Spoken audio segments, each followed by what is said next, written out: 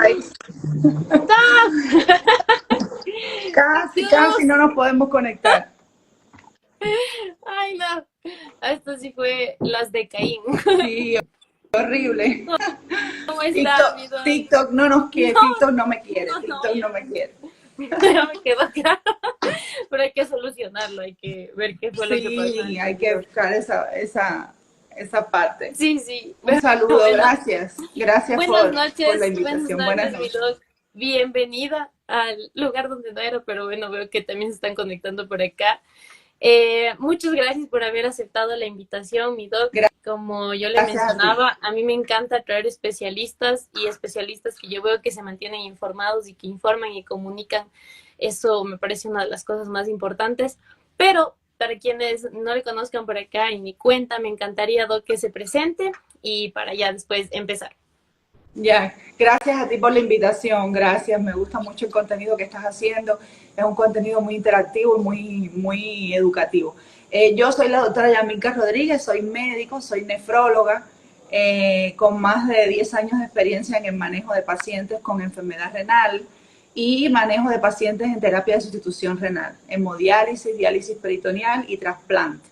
Y bueno, vivo en Ecuador, soy cubana, pero vivo en Ecuador hace más de 7 años y por acá estoy trabajando. Ecuador es un país maravilloso que me ha dado la oportunidad de crecer desde el punto de vista profesional y de hace unos 2 años, año y medio, estamos creando contenido en las redes sociales en este 2024 de manera más constante, de manera más frecuente y tratando de llevar un poquito de conocimiento y de mensaje en las cuentas, ya sea de Instagram, de TikTok, de Facebook y en YouTube, que también estamos ya con un canal de YouTube pequeñito que está creciendo, pero tratando de comunicar un poco sobre las enfermedades renales y haciendo un énfasis sobre todo en la prevención, que es un tema que está muy olvidado a veces y nos enfocamos en curar o tratar de curar o tratar las enfermedades y nos olvidamos de la prevención. Y es uno de los objetivos que he tenido desde que empecé en las redes sociales y bueno, enseñar un poquito a cuidar la salud renal.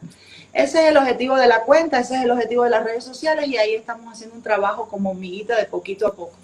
Sí, sí, pero esos pequeños cambios son los que al final cambian al mundo. Así que, Así es. mi doc, vamos a empezar porque en realidad ya nos Sí, atrasamos un poquito y sí. están bastantes preguntas. La verdad me encantó. Como le mencionaba, ahora veo mucho más interacción y eso es muy bueno. Así que vamos con la primera pregunta. Doc, ¿qué opinas sobre el uso de pseudoanalgesia en un paciente con cólico nefrítico intenso que no cede con tramadol? A ver, mira, uno de los temas más frecuentes en las consultas de nefrología es la litiasis renal. Es un tema extremadamente frecuente en la población y yo justamente en estas semanas hacía videos y hablaba sobre este tema. Hay un video en YouTube también sobre el tema explicándolo, porque es una enfermedad donde convergen las dos especialidades que atienden los riñones y la vía urinaria, el urólogo y el nefrólogo. Y muchas veces se pierde esa perspectiva en el paciente que no lo conoce y en el médico que trata al paciente. ¿Por qué te digo esto? Porque muchas veces tratamos el cuadro de litiasis renal, tratamos de sacar la piedra y nos olvidamos de que hay un análisis, un estudio de la orina, un estudio de las características del paciente para tratar de prevenir la formación de nuevas piedras y que el paciente no vuelva a pasar por donde está ahorita con el dolor. Ahora, en cuanto a la pregunta específica, la pseudoanalgesia yo no la he usado nunca en mi experiencia como médico. De hecho, la pregunta me chocó porque casi siempre, o por lo menos en mi experiencia, siempre hemos resuelto con analgesia. Incluso hemos usado opiácicos, pero con analgesia se ha resuelto. No, esto no quiere decir que no esté descrito, esto no quiere decir que no se pueda utilizar. Yo no tengo experiencia utilizándola, pero sí se pudiera utilizar en casos muy extremos. De hecho, urología es quien más maneja porque casi siempre el paciente con litiasis llega al urólogo antes que el nefrólogo. Si le toca un excelente y brillante urólogo, lo va a mandar a nefrología para el seguimiento y para la prevención. Si si no se le da el seguimiento adecuado, el paciente va a hacer recidivas de litiasis porque casi siempre es un trastorno del metabólico del paciente la formación de nuevas piedras. Entonces, sí se puede usar. Yo no tengo experiencia, ya te digo, usándola, pero es una alternativa de tratamiento. Aliviar el dolor en el cólico nefrítico es el primer pilar de tratamiento. Tú primero tienes que aliviar el dolor y vas escalando en la escala analgésica. Una de las últimas etapas es esta que nos preguntan, pero si hay que utilizarla, hay que aliviar el dolor. Okay. Y sí, a mí también yo me quedé, Sí. porque bueno, yo soy instructora de emergencias de BLS, ACLS, y para mí siempre el concepto de empezar ya con pseudoanalgesia, hay una frase que dicen emergenciólogos, hay que estar por atrás con el laringoscopio, de repente haga alguna dificultad respiratoria, una falla respiratoria aguda, y toque intubarle al paciente cuando en realidad entró por un cálculo. Entonces, no hay sé si que ir escalando. hay otro opiáceo, claro. Hay que ir escalando. Aquí es tramador. Entonces, sí, yo también me quedé que. Pero, bueno, me encantó. Vamos con la siguiente pregunta. Mi padre orina muchas veces en la noche. Según los análisis que le hicieron, no tiene problemas de próstata. Entonces, ¿es posible que el origen sea el riñón? Sí, es posible. Mira, uno de los temas que yo tocaba en las redes sociales semanas atrás era la nicturia, el hecho de levantarse a orinar muchas veces en la noche. Ese video se me viralizó en Instagram y en TikTok también, porque es una situación que es demasiado frecuente en la población. Es increíble.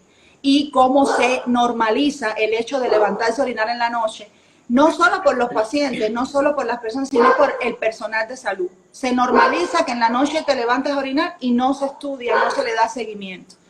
Y es uno de los síntomas y signos de enfermedad renal crónica, sobre todo en las personas mayores de 60 años, en los adultos mayores, y por lo que ella me pone en la pregunta, me imagino que su papá ya sea una persona adulta mayor y sí puede ser un síntoma de enfermedad renal. Hay que estudiar la vía urinaria, hay que estudiar la función renal, hay que descartar enfermedad renal crónica y si es así, colocar tratamiento. Perfecto. Vamos con la siguiente. Paciente con dolor crónico de hombro por tendinitis, cede con antiinflamatorios como ibuprofeno, naproxeno, pero en vista de la ya conocida nefrotoxicidad, a más de ser valorado por un traumatólogo, ¿qué antiinflamatorio consideraría la doctora que es el que menos nefrotoxicidad generaría? Mira, el tratamiento analgésico y sobre todo con antiinflamatorio, el tratamiento antiinflamatorio en enfermedades con dolor crónico, las de traumatología y las de reumatología, es un reto para nosotros los nefrólogos y para la comunidad médica en general. ¿Por qué? Porque tú tienes que aliviar el dolor, volvemos al punto del dolor, pero sin embargo, tienes que aliviar el dolor y cuidando la función renal. La mayoría de los AINES o de los antiinflamatorios no esteroideos son nefrotóxicos. Si tú revisas la literatura, por ejemplo, el ibuprofeno te lo señalan como menos nefrotóxico, pero sin embargo, el uso y abuso de este medicamento prolongado en el tiempo, mal prescrito, automedicado por el paciente, ahí es donde está el problema. Porque también a veces se crea un falso temor. Entonces no voy a usar nunca los antiinflamatorios no esteroideos. ¿Por qué los recetan? ¿Por qué existen? ¿Por qué están en la farmacia? No, sí se pueden usar, pero indicado por el médico y monitorizado. Si este paciente tiene un dolor crónico y está en seguimiento con traumatología, lo indicado es que cuando lleve un tiempo prolongado usando el medicamento, se monitorice la función renal. Ahora no se hace. Nos olvidamos del riñón y eso es un llamado también a la comunidad médica. El riñón tienes que cuidarlo porque entonces si no vas a resolver un problema, vas a aliviar el dolor, pero el paciente va a dañar su función renal. Entonces sí se puede dañar la función renal. El menos nefrotóxico, el más utilizado, el ibuprofeno. El menos nefrotóxico también depende muchas veces de las características del paciente, pero en todos mi recomendación es monitorizar la función renal. Perfecto. Y me parece importante esto que menciona de la automedicación. Yo en la consulta diaria como médico general atiendo de todo un poco, entonces hay muchas veces converso con pacientes que me dicen, no, pero yo siempre me tomo el Buprex, ya dije una marca, pero y eso me pasa, sí, yo y cuánto tiempo se lleva tomando, y es como crónicamente, o sea, Sí. es que ellos no saben tampoco ni la vida media de un medicamento, Ujú. entonces es como que, como si fueran los tic-tacs, y después hago yo funciones renales y ya están con una función 3 o Eso es el 4 mayor riesgo. y la automedicación es un verdadero problema acá, porque todos los días se ve eso, incluso uno cuando va a la farmacia a comprar algo y llega, doctorita, tengo esto, y le dice todo al de la farmacia, y la de la farmacia, sí, verá, tiene que tomar esto, y yo, ¿qué? Entonces sí es un Sí. problema, y es algo que está muy abajo, muy en lo último, que no se tome en cuenta, y me encantaba justamente esos videos que usted hace hablando de esto, porque no se previene desde ahí, porque es que hay muy poca educación de la comunidad, de los pacientes, de todos respecto a la automedicación. Sí. Entonces, Es un, esperemos. es un problema serio y es un problema que lo vemos a diario, no solo en tu consulta de medicina general, en la mía, de Sí, nefrología, en cualquier me consulta de imagino. medicina, porque es un problema a diario, se ve todos los días. Sí, Doc, esperemos que algún día, soñando. Pero sigamos con la otra pregunta. ¿Cómo recuperar o mejorar la función renal luego de quimioterapias? Sí, mira, eso es una pregunta súper importante y de hecho me motivó, voy a subir algunos videos hablando de onconefrología en estas semanas, porque es un tema que a veces ni la población conoce que existe la parte de onconefrología. ¿Qué quiere decir eso? El nefrólogo es uno de los especialistas que tiene que estar en el equipo multidisciplinario que atiende a los pacientes con cáncer, desde el momento del diagnóstico y para toda la vida. ¿Por qué? Porque el cáncer en sí como enfermedad y los tratamientos del cáncer, ya sea radioterapia, quimioterapia, los mismos analgésicos que se utilizan y antiinflamatorios, causan daño renal y pueden causar daño renal de manera aguda o de manera crónica.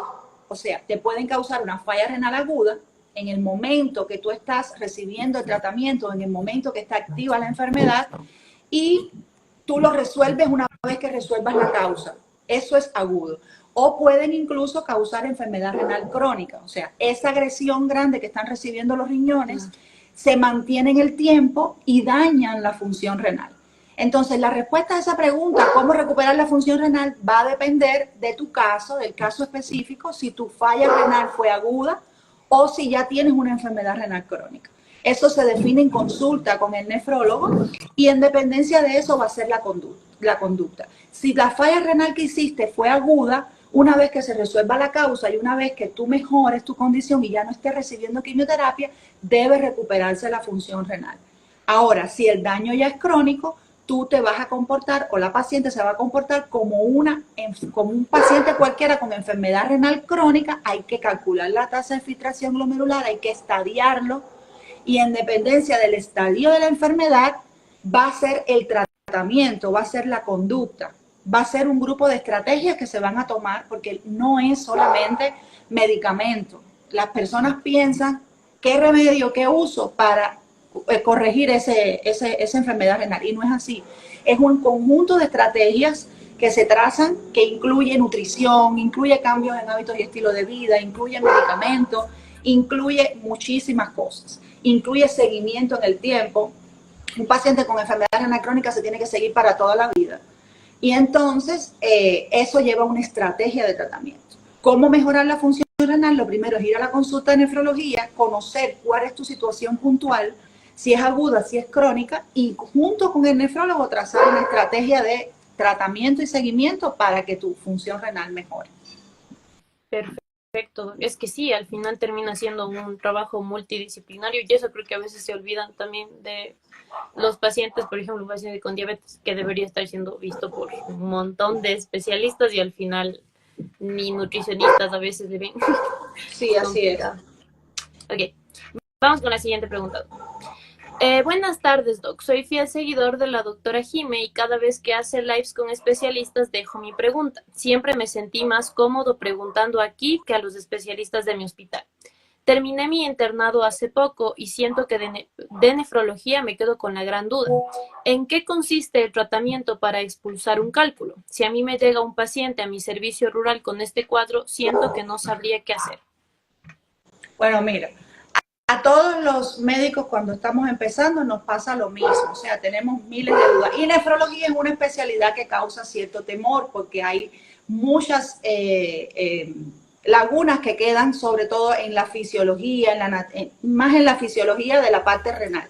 Y el tratamiento de la litiasis es un verdadero reto, no solo para este médico que está empezando, sino para los especialistas que ya tenemos años. Yo tengo pacientes a los cuales no puedo terminar de resolverles muchas veces el problema de la litiasis. O sea, esto es para que no se sienta frustrado. Ahora, en el tratamiento integral de la litiasis o del cólico nefrítico con la litiasis, hay varios aspectos que como médico que está empezando y como médico también especialista tienes que saber y dominar. Lo primero son los pilares de tratamiento.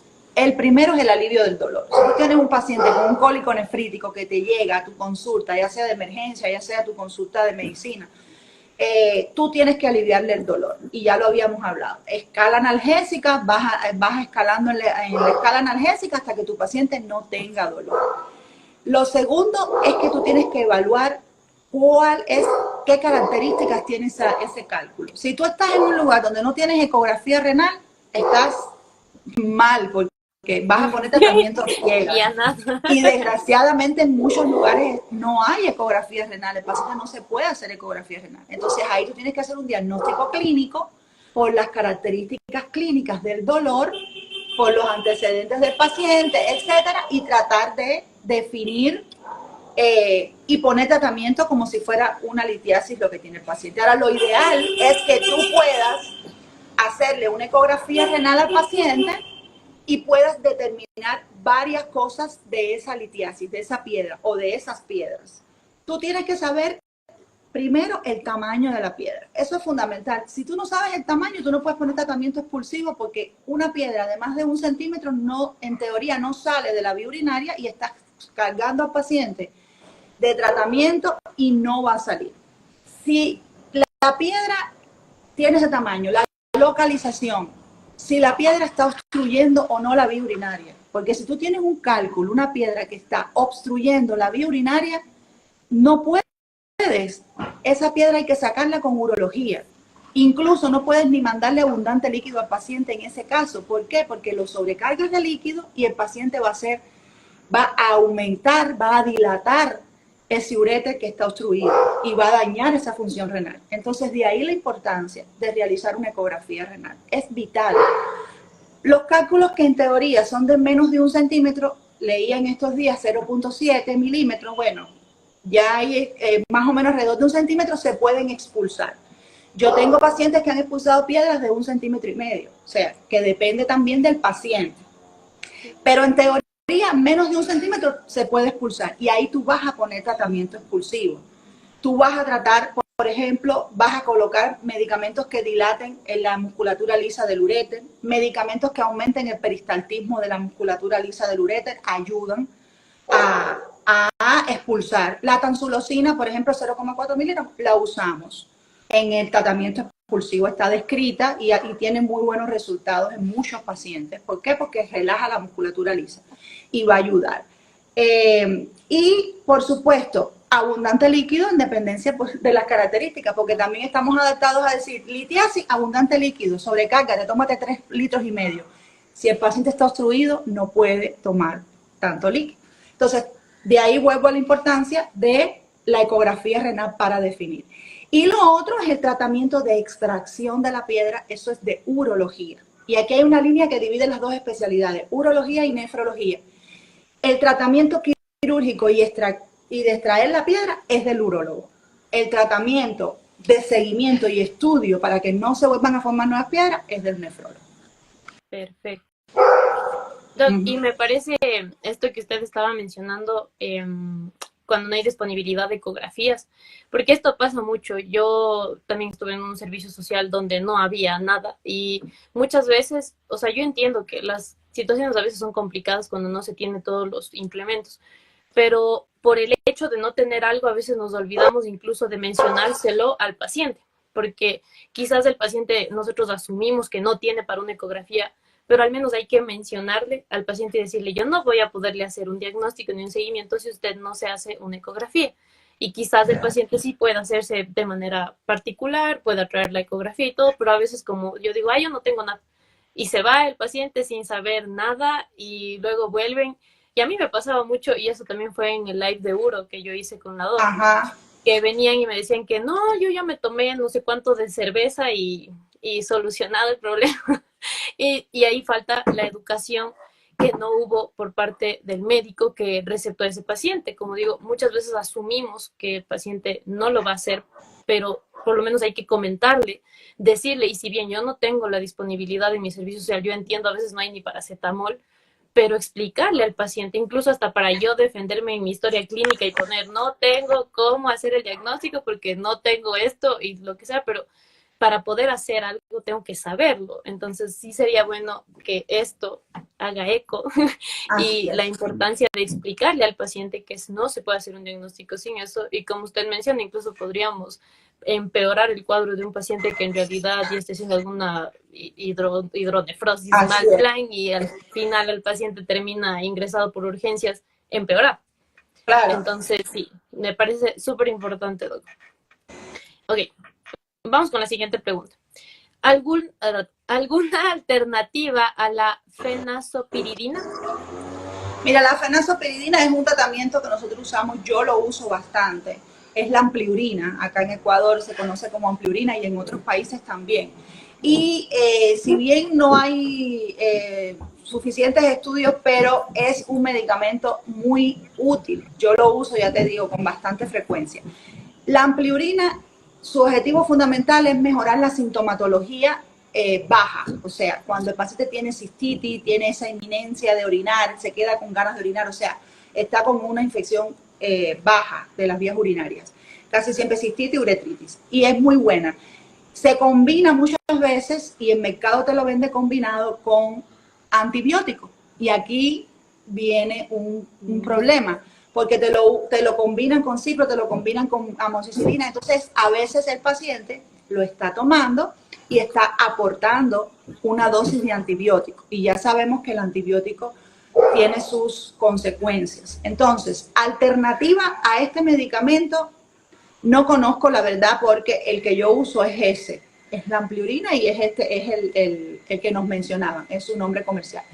Pero sí llamar la atención en ese sentido, tener cuidado cuando dice plus, cuando dice forte, porque casi siempre cuando dice plus o forte está unido con una dosis de antibiótico y le estás aportando al paciente.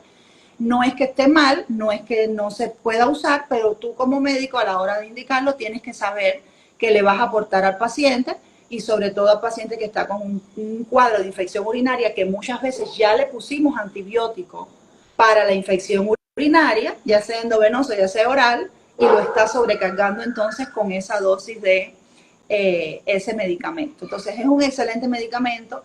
No tengo otros que lo sustituyan, no lo conozco, pero sí es un medicamento excelente y lo uso, yo lo uso a diario acá en la práctica clínica mía. Ok. Estoy viendo unas preguntas, pero como casi no hago lives aquí, no sé si ya se me están perdiendo, pero para ver si contestamos algunas al final, porque sí, sí, ya puedo ver, porque sí, ya se me perdieron otra vez, pero voy a tratar de ver bien algunas preguntas por ahí, para ver si las podemos hacer ver. Ya, sigamos con la siguiente. En la nefritis lúpica, ¿es recomendable el uso de proteína en polvo?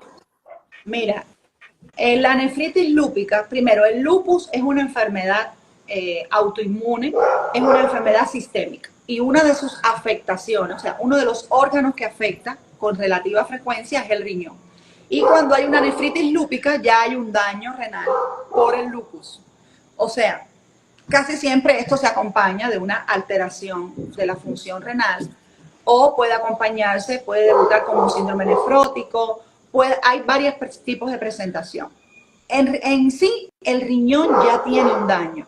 Yo no recomiendo el uso de proteína en polvo en una paciente con nefritis lúpica. Fíjate, no con lupus, porque tú puedes tener lupus y no tener nefritis lúpica, no tener daño renal. Y eso es importante. Todo paciente con lupus tiene que atenderse por el nefrólogo. Es otra cosa que nos pasa. El paciente con lupus va a reumatología, va muchas veces a medicina interna y no va a nefrología. Y una de las afectaciones que con mayor frecuencia se ve en los pacientes lúpicos es la nefritis lúpica. Yo no recomiendo el uso, ¿por qué? No porque te vaya a hacer un daño específico en tu riñón, sino porque tu riñón ya está con un daño y no va a estar preparado para asumir esa carga proteica. Cuando hay un daño renal, ya la función del riñón, sobre todo referente a las proteínas que tú estás incorporando, va a estar afectada. Nosotros en la enfermedad renal, a partir del estadio 3, 4 y 5, reducimos la carga proteica, sobre todo por proteínas de origen animal. Imagínate, si tú estás tratando una nefritis lúpica en una paciente que tiene ya daño renal, ya tiene uno de los estadios que te estoy mencionando en la enfermedad renal, le vas a limitar las proteínas en la dieta, ¿cómo le vas a incorporar proteína en polvo? Esto depende muchísimo del caso específico. Yo siempre digo, en redes sociales no se puede generalizar de un caso, o sea, no se puede particularizar porque todo depende del paciente. El paciente hay que evaluarlo en consulta. Ya no todos los pacientes evolucionan igual, no sé cómo está la función renal de ese paciente, hay que evaluarlo en consulta. Pero de manera general, yo no lo recomiendo. Ok, doctor. Me parece, y fue una pregunta súper interesante, por eso quería ponerla aquí también, pero igual yo tengo esa duda. Y en su consulta o en su práctica, ¿qué tan frecuente es ya pacientes con nefritis lúpica como tal? Es frecuente. Es ¿Sí? bien, sobre todo, mira, por ejemplo, hay semanas, hay meses en los que yo no veo nefritis lúpica. Esta semana pasada vi 2 pacientes con nefritis lúpica. Entonces, el lupus como enfermedad es relativamente frecuente, sobre todo en las mujeres en edad fértil, y que tengas lupus y hagas nefritis lúpica, un alto porcentaje también de pacientes hacen nefritis lúpica. Pero más allá de hacerla, es que como médico, tú cuando evalúes un paciente con lupus, lo envíes a evaluar con nefrología.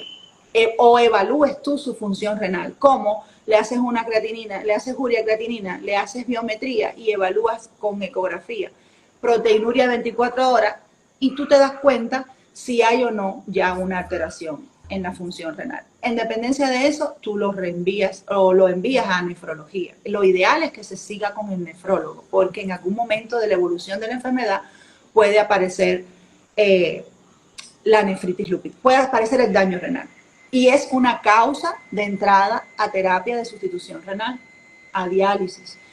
En todas las poblaciones de las unidades de diálisis siempre hay algún paciente con lupus como causa de entrada a diálisis. Entonces, no es menos importante. Perfecto. Y justo está aquí, Anthony es el que dejó la pregunta, avanzó a escuchar la respuesta, que nos dice gracias por responder la pregunta. Sí, Ok, vamos con la siguiente. ¿Qué opina la doctorita de la creatina que uno consume para el gym? ¿Afecta al riñón? A ver, la creatina es un boom de redes sociales y es una moda. La creatina es un suplemento, ¿verdad? Es un suplemento que te va a ayudar a tu músculo, ¿verdad? Sobre todo después del ejercicio físico. No hay estudios que evidencien que la creatina daña el riñón. ¿Qué pasa con la creatina? Que como se parece mucho a creatinina, entonces las personas tienden a confundir. Pero no hay estudios ni evidencia que justifique un daño renal por el uso de creatina. Ahora, vuelvo al punto, depende de cada persona. Si tú tienes una enfermedad renal, si tú tienes un daño renal, no te aconsejo que uses creatina. ¿Cómo yo sé entonces si tengo o no tengo un daño renal? Tienes que evaluar tu función renal y tienes que conocer tu vía urinaria. Yo siempre insisto en mis redes sociales.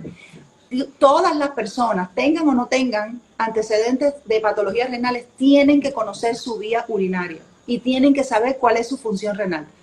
Yo recibo todos los días pacientes de más de 40 años, de más de 50 años, que tienen, por ejemplo, malformaciones en la vía urinaria y no lo sabían porque nunca se han hecho una ecografía. Porque, por ejemplo, pacientes monorrenos tienen un solo riñón y no lo saben. No solamente porque no se le haya formado el riñón, sino porque no lo tienen funcional. Y tienen 40, 50 años y a esa edad se enteran que tienen un solo riñón, o se enteran que tienen un sistema doble excretor, o se enteran que tienen otra malformación de la vía urinaria, y ya perdimos mucho tiempo de cosas y acciones que se pueden hacer para evitar la enfermedad renal. Igual pasa con los suplementos. Si tú tienes una función renal normal, una vía urinaria normal, no tienes enfermedad renal, usa la creatina. No te va a dañar los riñones, te va a mejorar el músculo y te va a aumentar la eficiencia en el ejercicio físico.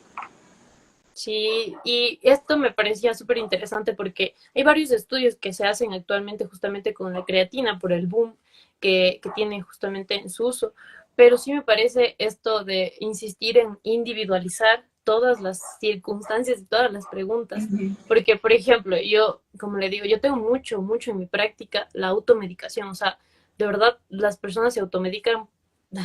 Y uno de los que más utilizan para automedicarse es el ibuprofeno. Ajá. Y en pacientes que, bueno, no en pacientes, en personas que hacen deportes, muchas veces ellos, si bien están siguiendo su camino de hacer gimnasio y todo eso, pero a veces tienen lesiones y se automedican crónicamente, ejemplo, con el mismo ibuprofeno, a dosis que no son las adecuadas, y ahí ya cambia el contexto. Entonces, a veces parece cansón, pero sí es importante mencionar que se tiene que individualizar, que por aquí no se puede decir así es y es una receta de cocina, porque es imposible, porque cada persona es un mundo y puede ser hasta alérgico a cualquier cosa. Entonces sí, o Mira, sea, ahí están importante. dejando una pregunta súper interesante. ¿La espuma en la orina ya es un signo de daño renal? No. Eso es importante, y disculpa para contestarle porque es súper importante. La espuma en la orina, tú puedes tener espuma en la orina y no tener daño renal.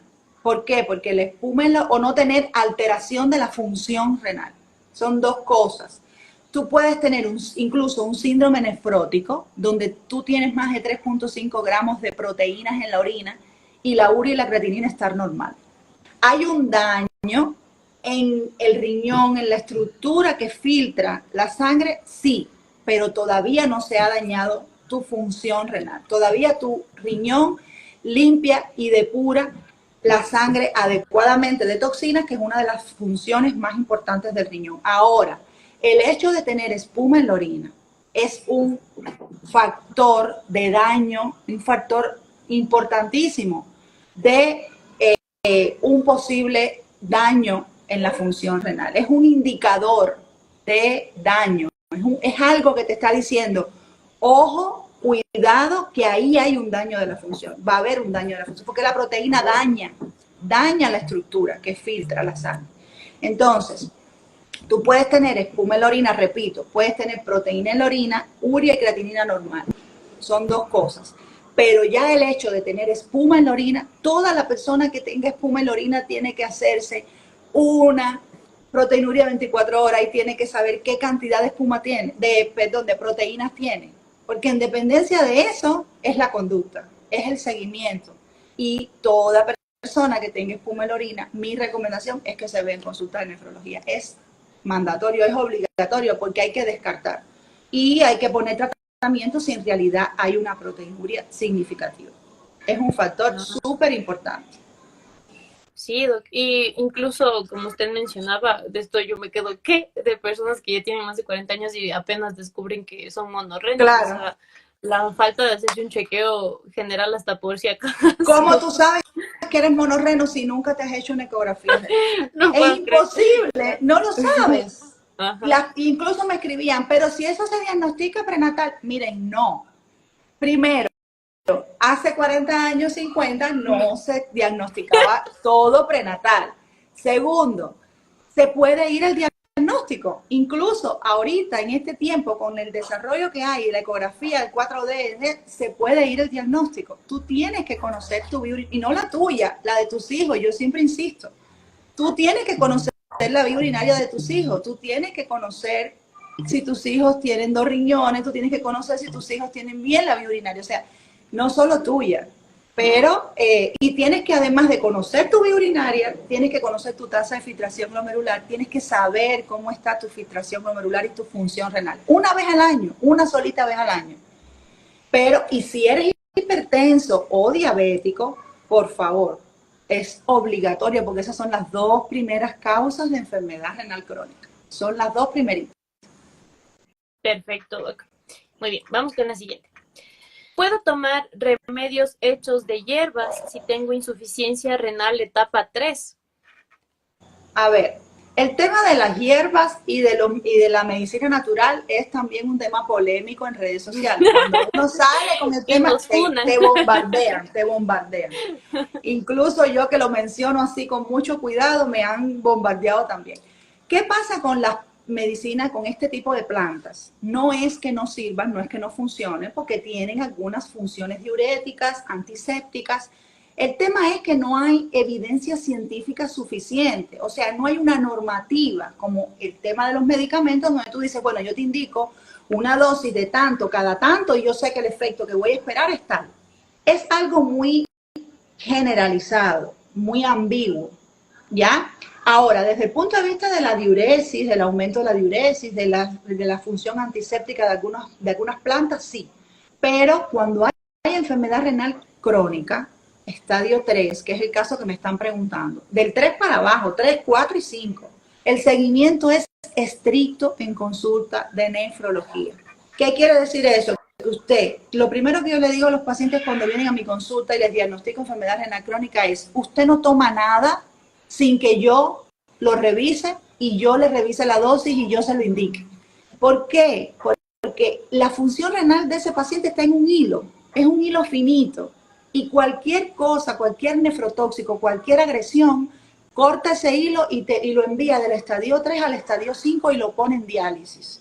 O sea, una mínima acción, incluso indicada por un médico, sin querer causar daño, pero sin saber incluso a veces que la función renal de ese paciente está así, daña, acelera el progreso de la enfermedad renal. Por eso, mi recomendación, si estás en estadio 3, no tomes nada sin que tu nefrólogo lo revise en consulta, ni aún siendo medicamentos naturales, porque hay medicamentos, hay plantas que, por ejemplo, son ricas en oxalatos, son ricas en otras sustancias y eso te puede ocasionar alteraciones, te puede acelerar tu daño renal.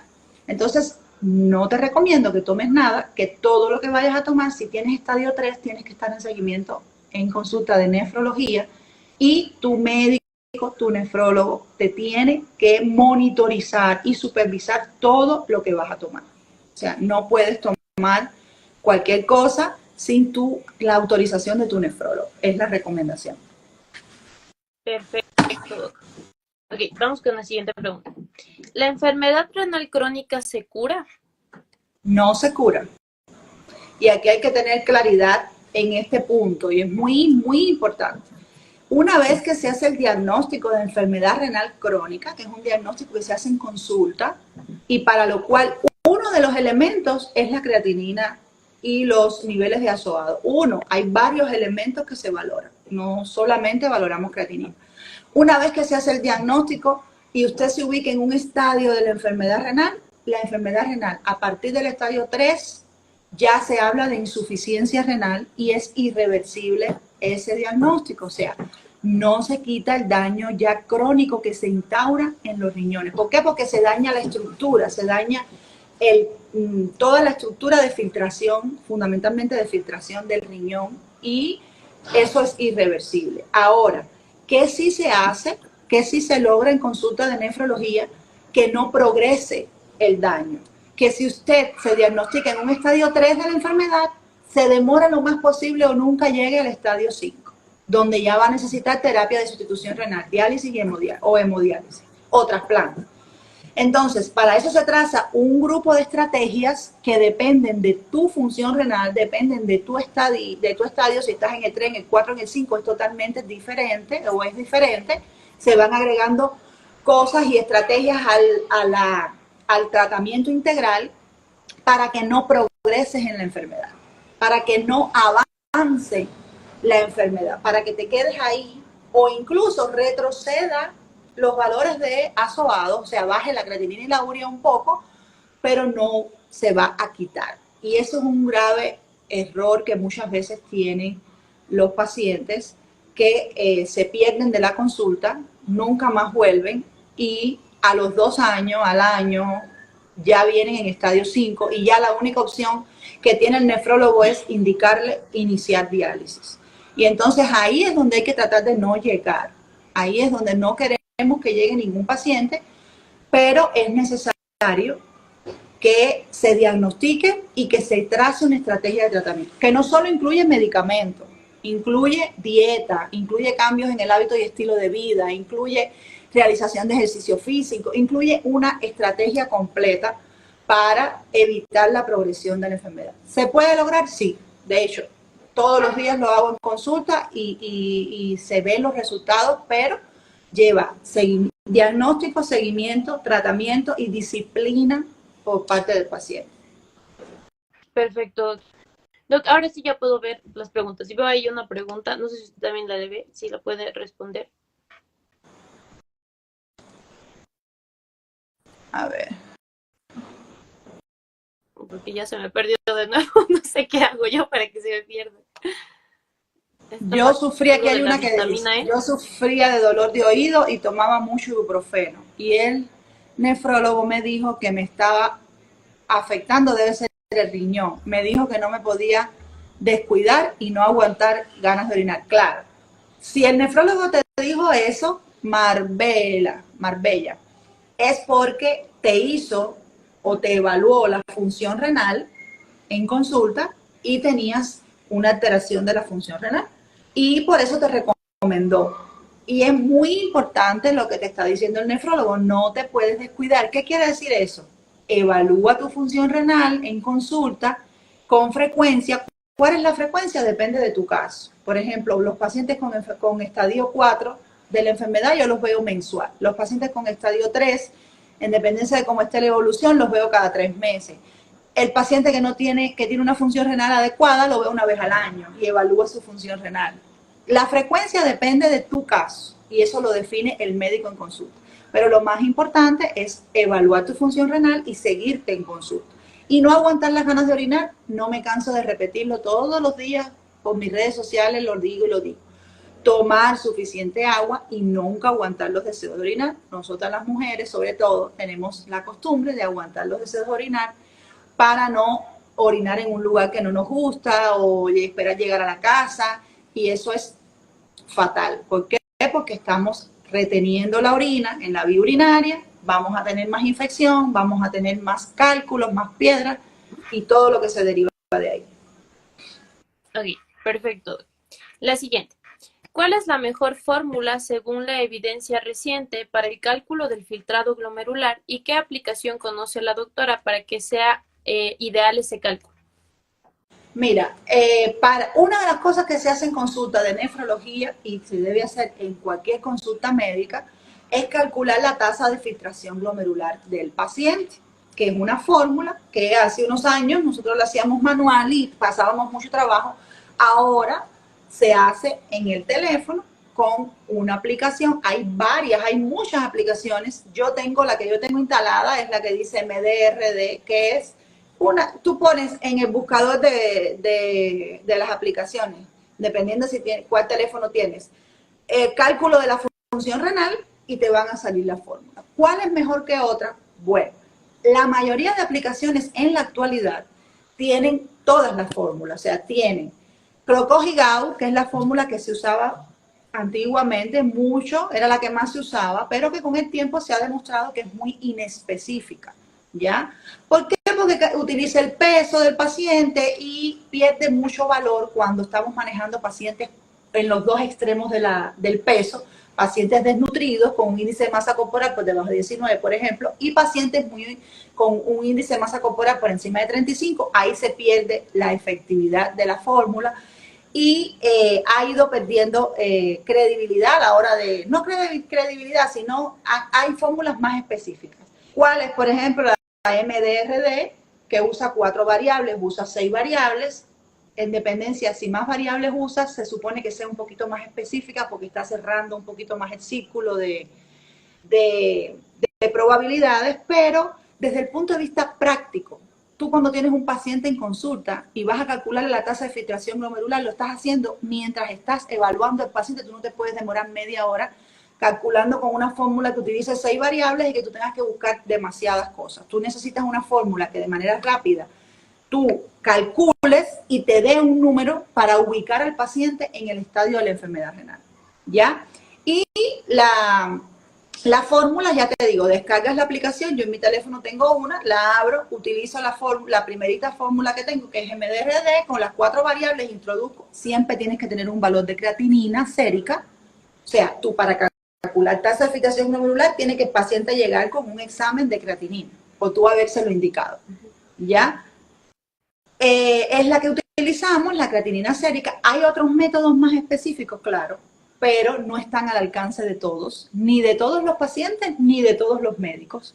Y son estudios más específicos que ya se dejan para el tema hospitalario, el tema de cuarto nivel, cuando ya el paciente tiene un estudio, una condición más puntual que tú quieres más especificidad, ¿ya? Pero de manera general, en la práctica médica diaria, utilizamos la fórmula en el celular, descargas la aplicación, la abres, introduces el valor de creatinina, la edad del paciente, el sexo, a veces te pide, y te da un valor. Y tú con ese valor tienes una idea. ¿Eso es exacto? No. ¿Eso es preciso? ¿Eso quiere decir que el paciente está en ese milímetro no, pero te da una idea y te ubica, ¿ya? En uno de los estadios de la enfermedad renal, que son 5 estadios, 1, 2, 3, 4 y 5, y que según la tasa de filtración glomerular, tú vas a ubicar a tu paciente ahí. 90, 60, 30 son los límites entre los estadios y 15 o 10, algunas literaturas hablan de 15, 10, incluso en la práctica médica uno va evaluando para el estadio 5. Vas descendiendo la tasa de filtración glomerular, vas aumentando el estadio y cuando llegas al 5, el paciente necesita terapia de sustitución renal. Perfecto, doc.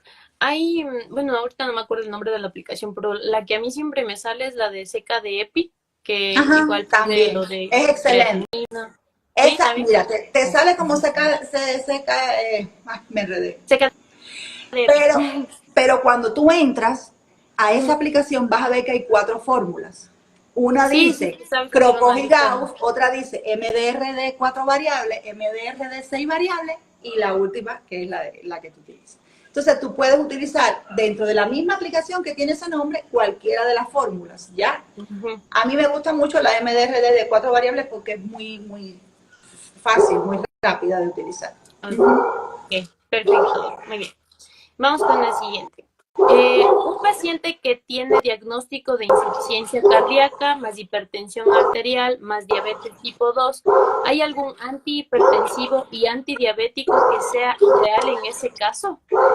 Mira, el tratamiento antihipertensivo es uno de los retos que nosotros tenemos siempre en la consulta de nefrología de los pacientes. ¿Por qué? Porque es un paciente, como ella misma lo dice, que tiene múltiples comorbilidades. O sea, es un paciente al que tú tienes que colocarle un tratamiento en dependencia de cómo él tenga la evolución de sus enfermedades. ¿Qué quiero decir con esto? Por ejemplo, los pacientes con estadio 4 o 5 de enfermedad renal crónica, nosotros los hipoglicemiantes orales los quitamos y cambiamos a insulina. Es una de las estrategias que se toma con los pacientes en el tratamiento específico de la diabetes.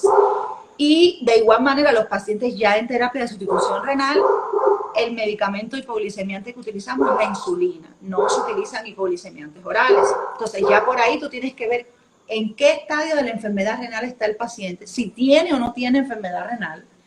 Y en dependencia de eso, tú vas a buscar el antihipertensivo y el hipoglicemiante ideal para ese paciente. Y también viendo las comorbilidades que tiene este paciente. Por ejemplo, si tiene insuficiencia cardíaca, diabetes mellitus, hipertensión arterial, tiene enfermedad renal crónica, debe tenerla. ¿En qué estadio está mi paciente?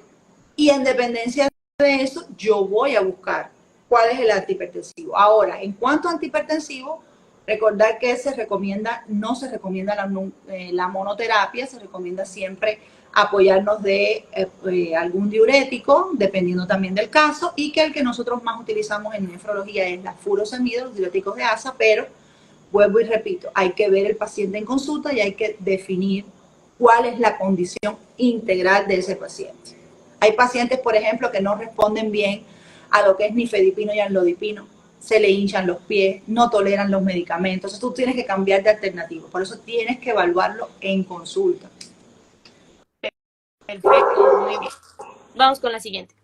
Mi mamá tiene los valores de urea elevados, pero de creatinina no. Ella se despierta para orinar en las noches. ¿Podría ser problema de los riñones? Mira, casi siempre cuando la urea está alta, habría que ver qué valor, ¿ya? Pero cuando hay enfermedad renal, la urea y la creatinina suben las dos, cuando hay enfermedad renal crónica, ¿ya? Es muy raro que la urea esté alta y la creatinina no, pero hay que evaluar en consulta. Levantarse a orinar en la noche puede ser puede ser causado por enfermedad renal, sí, sí puede ser. Hay que evaluar la función renal de ese paciente. Perfecto. El dog aquí, Rafael, que callen Pero al no es perro, dice. mío, yo quisiera, pero no es mío, es del vecino. Y no, ¿cómo No hago? debemos hacer nada. Ya, ok. La siguiente pregunta. ¿Cuál es la diferencia entre hemodiálisis y diálisis peritoneal y cuál es mejor? Eso es importantísimo. A ver, las dos son terapias de sustitución renal. Eso es lo primero. Las dos son terapias que se utilizan para sustituir la función del riñón o de los riñones cuando ya no suplen las necesidades del organismo. O sea, cuando hay una enfermedad renal ya estadio 5, si es enfermedad renal crónica. Ahora, ¿cuál es la diferencia? La hemodiálisis utiliza una máquina, un riñón artificial que tiene un filtro, que tiene unas membranas artificiales por donde pasa la sangre y depura, o sea, elimina las toxinas y el líquido del paciente, ¿verdad? Y la diálisis peritoneal también es una terapia de diálisis, también se realiza la misma función, eliminar toxinas y eliminar líquido, pero la membrana que se utiliza es el peritoneo del paciente, es una membrana natural, o sea, es una membrana del paciente, es el peritoneo del paciente.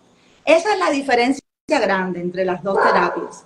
Una terapia se realiza en una institución o la mayoría de los lugares, porque también hay hemodiálisis domiciliaria, pero en la mayoría de países se realiza en una institución, ya sea un hospital, una clínica de diálisis, porque las máquinas están ahí, ¿verdad?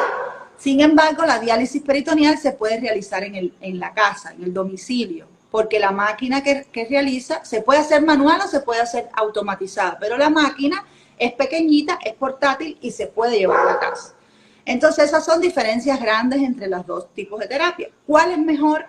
Las dos son buenas terapias, hay que evaluar las características del paciente, ambas tienen indicaciones y contraindicaciones y las dos ofrecen muy buenos resultados en los pacientes con insuficiencia renal crónica. Perfecto.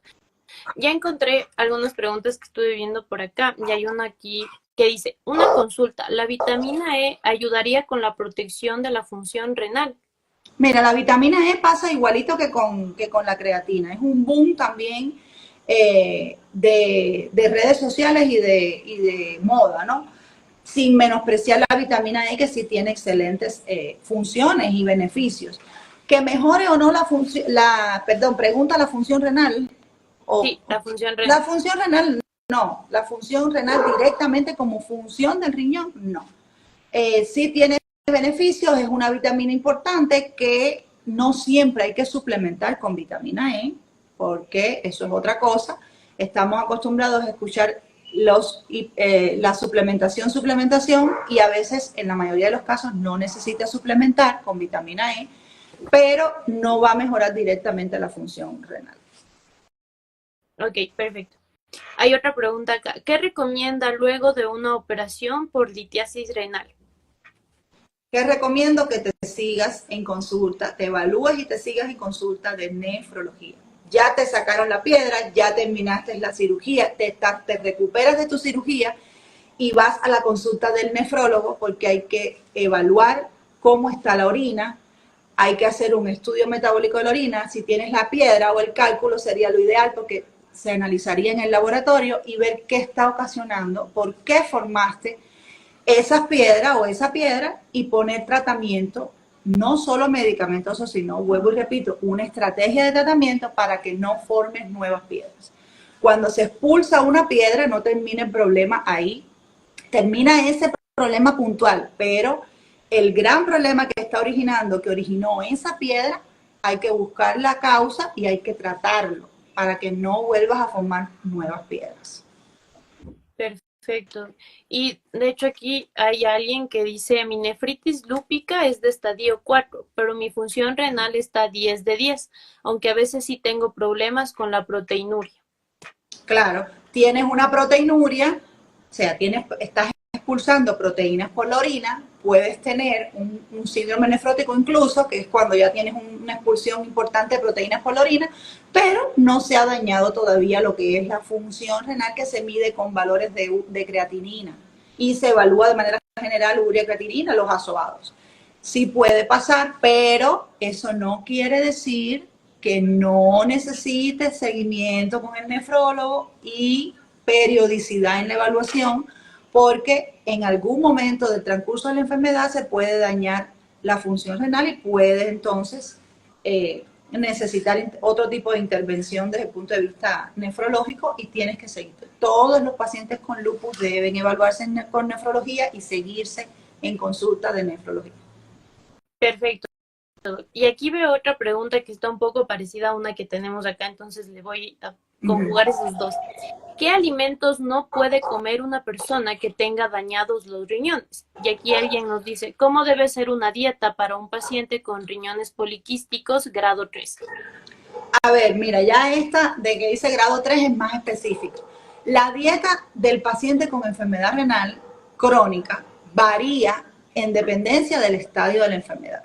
Igual que varía, ¿por qué? Porque la dieta forma parte de la estrategia. La estrategia en general varía, no es lo mismo en el estadio 3, 4 que 5, la estrategia de tratamiento. Y dentro de la estrategia se incluye la dieta. Por lo tanto, la dieta no es la misma para un paciente con estadio 3, con estadio 4 y con estadio 5. El paciente con estadio 3, la dieta es un poco más permisiva, o sea, no hay tanta restricción de algunos grupos de alimentos, sobre todo los que aportan potasio, no hay tanta restricción, por ejemplo, la ingesta de líquido, permisiva. La dieta, aunque sí, de manera general se eliminan alimentos que, sobre todo los alimentos ricos en sal, enlatados, embutidos, ahumados, todo este tipo de alimentos que sabemos que por el alto contenido fundamentalmente de sal van a ir en detrimento de lo que estamos tratando de lograr con la función renal y con la progresión de la enfermedad. Pero la dieta y los alimentos que se quitan, y no que se quitan, porque incluso ya está demostrado que las dietas muy restrictivas no cumplen con el objetivo, porque el paciente a la larga abandona la dieta. Entonces no es el objetivo restringir completamente los alimentos, sino enseñarte a comer, y eso lo hace el nutricionista. O sea, el nefrólogo trabaja de la mano con el nutricionista renal, no es cualquier nutricionista, tiene que tener experiencia en el manejo de pacientes renales y el nutricionista apoya con el plan de tratamiento y de dieta para el estadio de la enfermedad renal, el caso específico del paciente y en independencia de en qué estadio de la enfermedad esté. Ok, perfecto, doc. Le estoy viendo un poco entrecortada, no sé si es mi internet o su internet, pero bueno, sí le escucho, pero le estoy viendo que se está cortando. ¿Usted sí me escucha a mí? Sí, sí te escucho perfecto. Y te veo también bien. Yo le voy con un circulito dando las vueltas. No sé si solamente yo, pero bueno, sí lo escucho. Pero ya, entonces no, antes de que se vaya el internet. La siguiente. Una persona que no es candidato para diálisis por enfermedad renal crónica, ¿cuál es el tratamiento? A mi papá le diagnosticaron, pero le dijeron que no hay mucho que hacer. Mira, no todos los pacientes con estadio 5 de la enfermedad renal entran a terapia de diálisis. Eso se evalúa de manera integral en consulta. Hay pacientes en los que nosotros aplicamos tratamiento paliativo. ¿Qué quiere decir tratamiento paliativo? El paciente está con el estadio 5 de la enfermedad renal, pero lo mantenemos en casa con tratamiento médico. Eso sobre todo se hace en pacientes, por ejemplo, de edad avanzada, pacientes con limitaciones desde el punto de vista físico, que se les imposibilita la movilización a los centros de diálisis, pacientes con determinadas condiciones que no nos hace factible el hecho de acercarlo a la unidad de diálisis y mantenerlo 3-4 horas conectados a la máquina de diálisis y la diálisis peritoneal esté contraindicada en ese caso. Sí existe el tratamiento paliativo en la enfermedad renal crónica, sí se hace, y si el nefrólogo te indicó que tu familiar no era candidato para entrar a una terapia de sustitución renal, es porque tiene criterios y te está evaluando el paciente. Y entonces te le va a trazar una estrategia de tratamiento paliativa para que tú lo hagas con ese paciente y no lo tengas que entrar a diálisis. Sí se hace y sí está descrito y sí tiene resultados. ¿Va a curar la enfermedad renal? No, pero va a mantener al paciente lo más estable posible sin tener que entrar a terapia de sustitución renal. Ahora bien, eso no significa que si tú tienes indicación de empezar diálisis, te niegues y no entres a diálisis si el nefrólogo te la está indicando. ¿Por qué? Porque me pasa mucho también que los pacientes vienen a consulta, se les indica iniciar terapia de hemodiálisis o de diálisis peritoneal, sustitución renal, y se pierden de la consulta. Están 1 mes, 2 meses, y cuando regresan, ya la sintomatología es muy aparatosa, ya hay un deterioro importante de órganos y sistemas, y ya la evolución en diálisis no va a ser adecuada. Y entonces no es culpa de la diálisis, es culpa del deterioro que ya tienes por la enfermedad y por demorar la entrada a terapia de sustitución renal. Perfecto. Y esto que usted menciona, pasa mucho. Yo hace poco, porque también trabajo esporádicamente en una clínica, y tengo una paciente por la emergencia que al final, bueno, le terminaron refiriendo, pero ella ya llegó con anasarca, derrame pleural, o sea, realmente mal, y aparentemente los familiares dijeron que le habían diagnosticado hace 8 meses enfermedad renal estadio 5, pero ella no había aceptado hacerse la diálisis y ya llegó en terribles condiciones a la clínica. Entonces, parece que no, pero sí es muy frecuente el hecho de que es súper frecuente. No... La mayoría de pacientes no conoce bien qué cosa es el tratamiento, hay mucho temor en la población y los pacientes ya te digo, se pierden de la consulta, nunca más vienen y la enfermedad no se cura, al contrario, progresa. Si entras a terapia de diálisis a tiempo, tienes muchas probabilidades de que te vaya muy bien y que la sobrevida y la esperanza de vida en diálisis sea elevada, la calidad de vida en diálisis sea elevada. Ahora, si esperas y entras ya con un deterioro importante de tus órganos y sistemas que se deterioran por las toxinas, precisamente las toxinas urémicas, ya la evolución no va a ser la mejor. Ok, perfecto. Le estoy escuchando bastante entrecortada, así que vamos a dar estas 2 últimas preguntas que están por acá para que no se pierdan. Nos dice, doctora, ¿es recomendable hacer gimnasio con riñones poliquísticos? Mira, depende de cuál sea tu condición, porque el problema mayor de los riñones poliquísticos es el tamaño del riñón, que muchas veces los propios quistes hacen que aumente el tamaño renal y eso puede provocar dolor, puede provocar hematuria, o sea, sangre en la orina. Cuando tú vas al gym y haces un ejercicio físico intenso, corres el riesgo de que esos quistes renales se rompan, de que sangres por la orina. No es recomendable el ejercicio de gran fuerza e intensidad. Sí puedes hacer ejercicio físico, pero ejercicio físico con más limitación. Igual habría que evaluar en consulta cómo están tus riñones, qué características tienen, pero de manera general el ejercicio físico en los pacientes con poliquistosis renal puede provocar estas complicaciones que te estoy explicando. Ok, Doc. Y esta última pregunta de acá. ¿Qué diferencia hay entre el micofenolato sódico y de mofetilo después de un trasplante renal? Mira, el tratamiento del paciente trasplantado, y esto es importante, quiero hacer énfasis en esto. El paciente, una vez que se trasplanta, tiene que seguirse de por vida en consulta con el equipo de trasplante. No solo con el nefrólogo, sino con el equipo. ¿Por qué? Porque hay que dar seguimiento en el tiempo y evolucionar ese trasplante. El medicamento que se utilice o la terapia que se utilice, que no es un solo medicamento, es un compendio de terapias, inmunosupresoras sobre todo, tiene que estar indicado, evaluado y seguido por el nefrólogo y el equipo de trasplante, que está encabezado fundamentalmente por el nefrólogo, ¿verdad? Y la terapia va encaminada fundamentalmente a disminuir esa reacción anticuerpo y que no rechaces ese trasplante que se te acaba de colocar. Si usas cualquiera de los dos medicamentos, hay que entonces definir y evaluar a cuál tú vas a responder mejor y cuál es la terapia ideal para ti. Hay esquemas de tratamiento que cada equipo de trasplante en cada unidad tiene su esquema de tratamiento.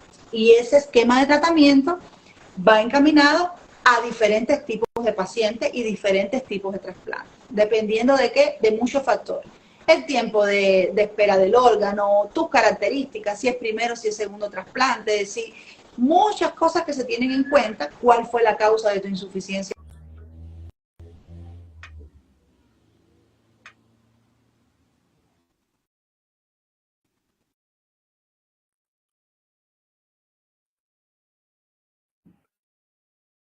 Depende de cada paciente. Ok, perfecto. Yo ya no le veo congelado. Pero bueno, hay una última preguntita que quería hacerle porque mi comunidad en realidad están más estudiantes de medicina, médicos generales, médicos que están haciendo su servicio rural y me parece interesante comentar un poco respecto a su especialidad, sobre todo cuánto tiempo dura hacer la especialidad, si hay que hacer previamente medicina interna, esas preguntitas como último antes de soltarle. Mira, la especialidad es una especialidad clínica, es lo primero que hay que tener claro. No es una especialidad quirúrgica, el cirujano es el urólogo. Es una especialidad clínica. ¿Qué tiempo dura la especialidad? Depende del esquema de especialidad de residencia que tú vayas a hacer, pero por lo general más de 3 años, 3 o 4 años. Medicina interna antes, hay esquemas en los que sí tienes que hacer medicina interna, hay esquemas en los que no.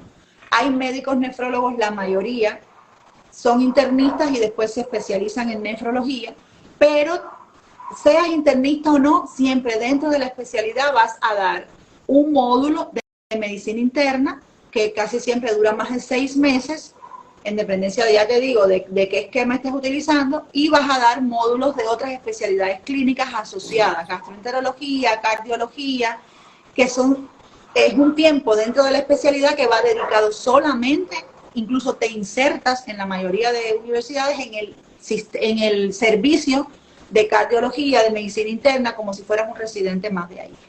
Y el tiempo de duración, ya te digo, creo que mínimo deben ser 3 años, pero depende de dónde la hagas y depende del esquema que utilices. Es una especialidad bien bonita que ha agarrado mucho auge en los últimos años, también por el auge que tienen las enfermedades renales y el diagnóstico, y que muchos médicos que están empezando le tienen un poco de temor, porque tú sabes que cuando estudiamos medicina, lo que es, por ejemplo, síndrome nefrítico, síndrome nefrótico, ahí nos vemos locos, y la parte de fisiología renal también es un poco compleja, pero es una especialidad muy bonita que tiene bastante campo de acción a la hora de trabajar, y yo les recomiendo que la hagan y la apliquen, la ejerzan. Perfecto, Doc. Bueno, ya no puedo verle, pero como lo escucho, quiero agradecerle bastante por haber aceptado la invitación, Doc. No salió en TikTok, pero salió acá y me encanta el intercambio de conocimientos que nos ha dado. Creo que ha respondido todas las preguntas de la mejor manera, las que han salido por aquí, las que dejaron días previos, y eso, Doc, solo agradecerle. Espero que podamos colaborar en otra ocasión y ya viendo qué pasó con TikTok. Y nada, Doc, gracias por el trabajo que usted hace en redes también. Yo creo que eso es importante. Hay muchas especialidades en las que no se conoce y a tener ese contacto con especialistas así me parece importante.